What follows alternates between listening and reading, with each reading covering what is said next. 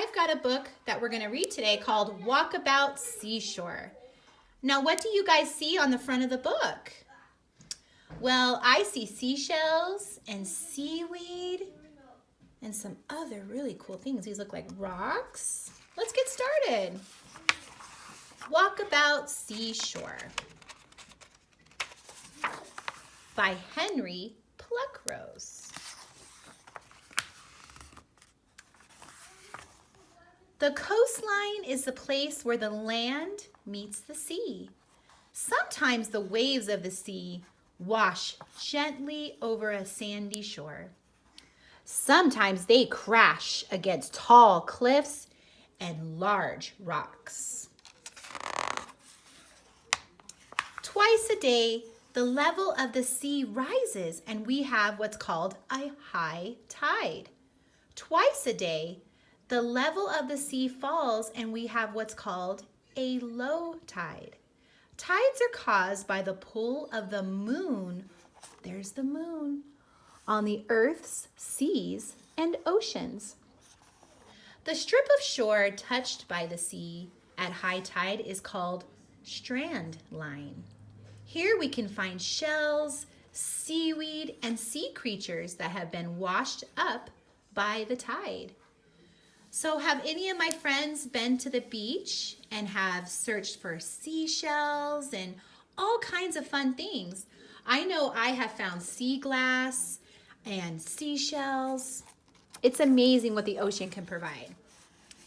Many different kinds of sea creatures live along the seashore. In the sand, we can find many different types of shells. Some are curled, some like spiral shells of the whelk, sea snail, and a periwinkle. Look at all those different types of seashells. This one is fan-shaped like a scallop. I love seashells. They're very cool.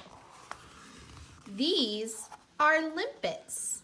The limpet moves on its single foot across rocks and hunts for food. The shell of the mussel, which are over here, is in two parts. The two parts are joined with a hinge.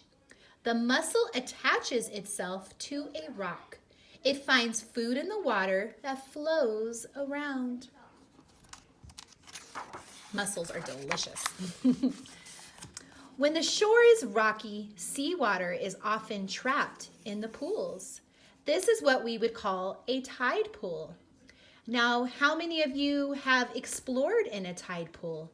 You can find seaweed, barnacles, sea anemones, and small fish. When I've taken my sons to a tide pool, I have seen starfish and sea urchins, all kinds of fun stuff. Here we go. You might even see a hermit crab.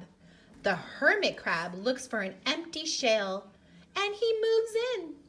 Starfish, shrimp, and sea urchins find shelter in seaweed. Isn't that just such a beautiful starfish? Oh, it's amazing. Many of the creatures on sandy seashores spend most of their time underground. When the tide is low, these things are called lugworms. They burrow in the sand. The whirls of sand above the burrows tell us where they are. Many birds like these sanderlings dig into the sand with their long beaks to find the worms and other food. Birds sure do love their worms. The seashore is a feeding place for many types of birds. Seagulls circle in the air looking for food in the water below. Wading birds search the sandy beaches for food. Seawater is salty. Now, would you guys drink salt water? Yeah, I wouldn't. It wouldn't taste too good, would it? Not many flowering plants grow in salty sand, but grass grows on sand dunes. This is called marram grass, is one of the most common sand dune grasses. Many people take vacations by the sea. Children can build sand castles in the sand and swim in the sea. Now, how many of you have built a sandcastle before? And if you have, please tell Miss Haley and I in our Zoom meeting tonight. We would love to hear about it. You might go for a boat trip or walk along a pier. You can walk out to sea without getting wet on a pier. Now, how many of you guys have been on a pier before? It's a lot of fun, but it could be a big walk. Many seaside towns have a little harbor. Here you will find fishermen mending nets, cleaning lobster pots, and scrubbing their boats. Fishermen sell the fish they catch. The fish are packed in boxes with ice and sent to the market. Now, fishermen have a very important job. They help give us all our fish so we can all eat. The sea can be very dangerous, though. Lights in lighthouses warn sailors to take care, and lifeguards watch for people who may need help. Now, how many of you have been to a lighthouse before? It's incredible. It's a lot of fun.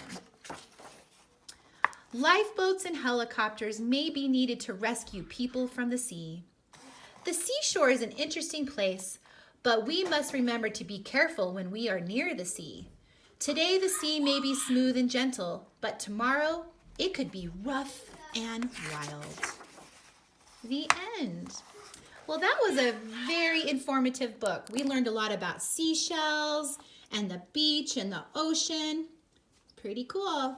Hope you guys enjoyed it. Have a great day. Bye.